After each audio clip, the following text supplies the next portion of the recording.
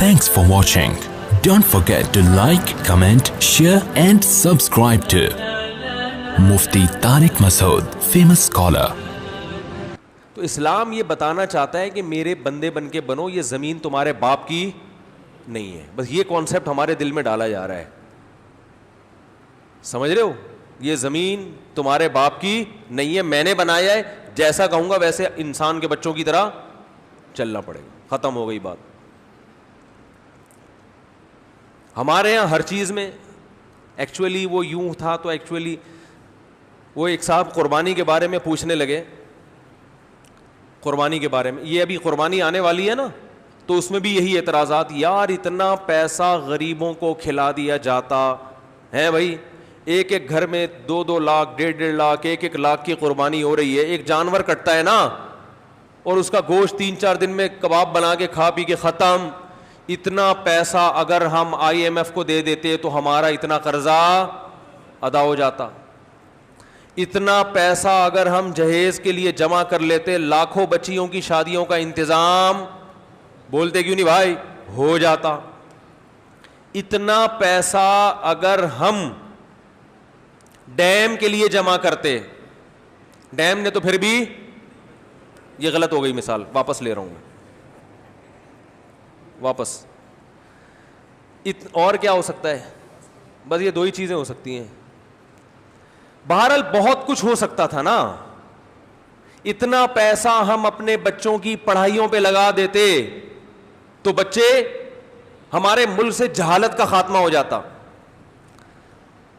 اتنا پیسہ یوں کر دیتے تو یوں ہو جاتا, یوں کر دیتے. اور اگر چلو گوشت ہی میں خرچ کرنا تھا, بھائی علماء کہتے ہیں نا غریبوں کو گوشت کھانے کو مل رہا ہے, تو اتنا پیسہ گوشت خرید کے اسٹاک کر دیتے اور پھر پورے سال آرام سے تقسیم ہوتے. یعنی گورنمنٹ یہ اعلان کرتی بھائی قربانی کی مد میں سب اتنے پیسے جمع کرائیں, 50,000 ہم کرا دیتے, 1 لاکھ رفیع بھائی کرا دیتے, 1.5 لاکھ فلاں کرا دیتا, اور یہ کرا کے گورنمنٹ یا کوئی کمیٹی بن جاتی جو کہتی اب ہم ایک دن میں نہیں بلکہ پورے سال میں ڈیوائڈ کر کے جانور ذبح کر کے غریبوں میں بانٹتے رہیں گے, اس سے غریبوں کو فائدہ زیادہ ہوتا.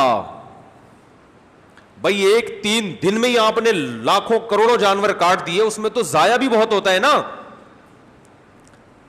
ارے اس کو اسٹور کر کے, بھائی یہ گائے مفتی صاحب کی ہے, یہ گائے فلاں کی ہے, یہ گائے فلاں کی ہے, اب یہ بس اللہ کے نام پہ ہو گئی ہے, اب بوقت ضرورت بقدر ضرورت جب ضرورت ہوگی یہ گائے کٹتی رہے گی, راشن بٹتا رہے گا غریبوں میں.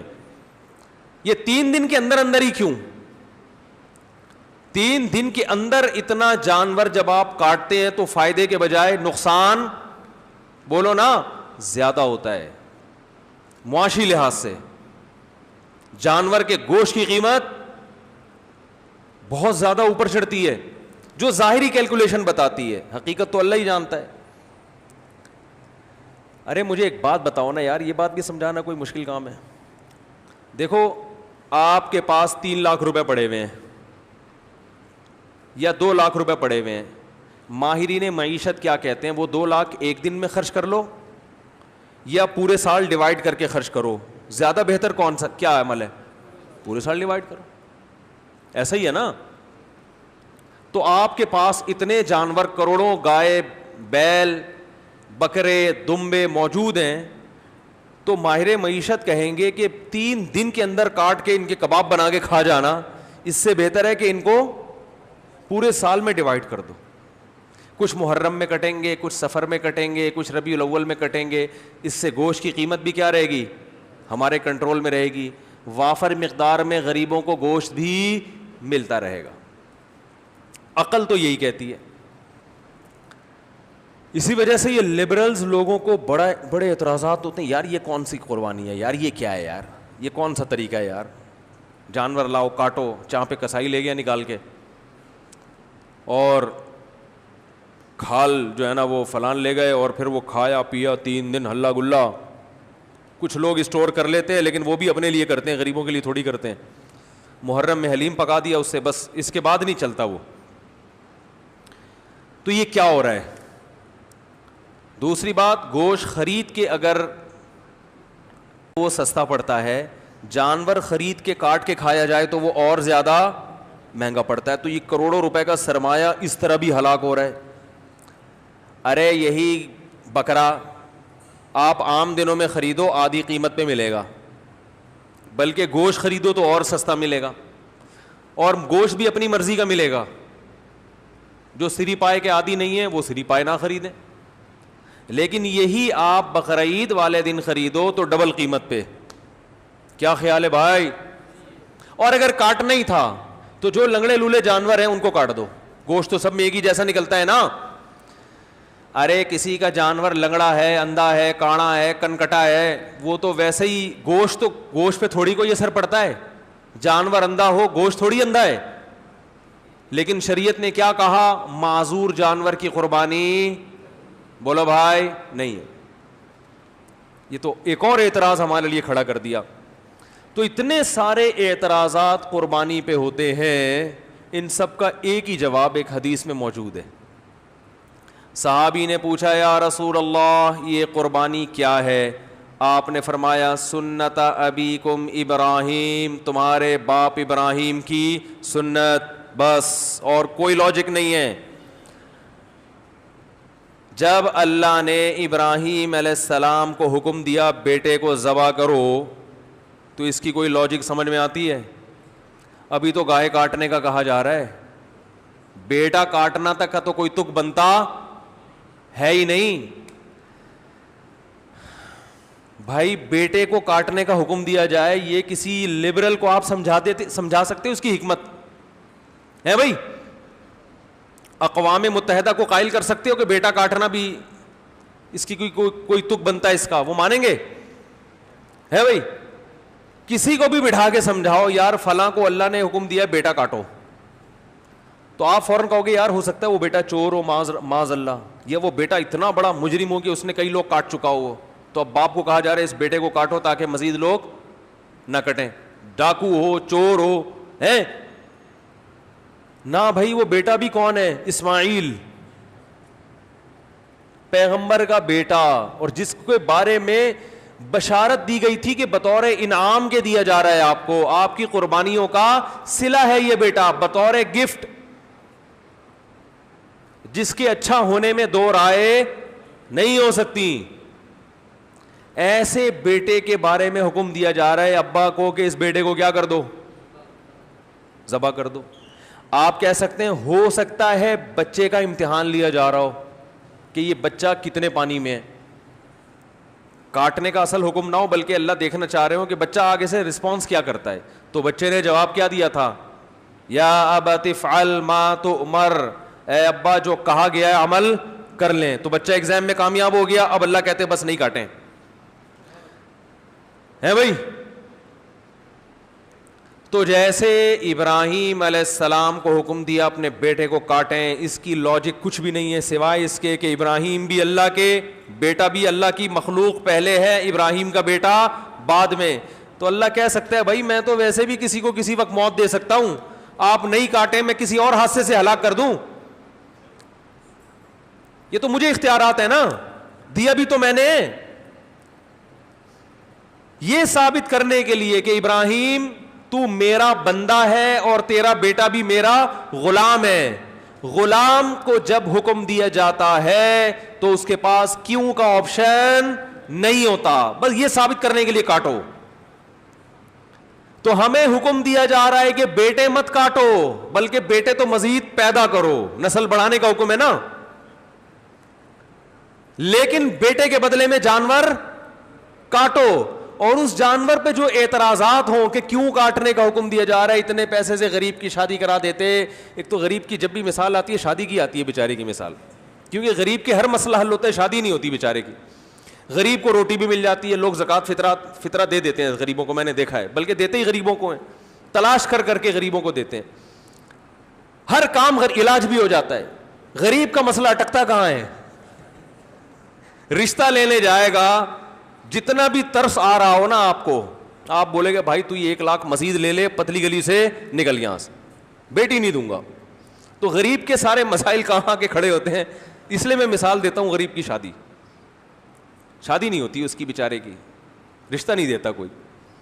تو غریب بھی نہیں دے رہے ہوتے. کمال کی بات یہ ہے, غریب بھی نہیں دے رہے ہوتے اس. تو اس لیے میری زبان سے نکلتا ہی یہی لفظ ہے ہمیشہ. کیا بات کر رہا تھا میں؟ ہاں, تو میں یہ عرض کر رہا تھا کہ لوگ کہہ سکتے تھے کہ یہ جو تم نے 1.5-2 لاکھ کا بیل خریدا ہے, اس سے کسی غریب کی شادی کرا دیتے, یا کھانا کھلا دیتے, یا کسی غریب بچی کو جہیز دے دیتے, یا فلانا کر دیتے, تو ڈمکانا کر دیتے. تو آپ ان سے بولو بھائی, جب ابراہیم علیہ السلام کو اللہ نے حکم دیا تھا بیٹے کو ذبح کرو, تو ابراہیم علیہ السلام بھی اس قسم کے اشکال اگر کر لیتے تو وہ اللہ کے خلیل نہ بنتے, وہ معاذ اللہ نقل کفر شیطان کے دوست بن جاتے. تو آپ مجھے بھی شیطان کا دوست بنانے کی کوشش نہ کریں. اللہ نے حکم دیا کہ کاٹو, تو میں کیا کروں گا؟ کاٹوں گا.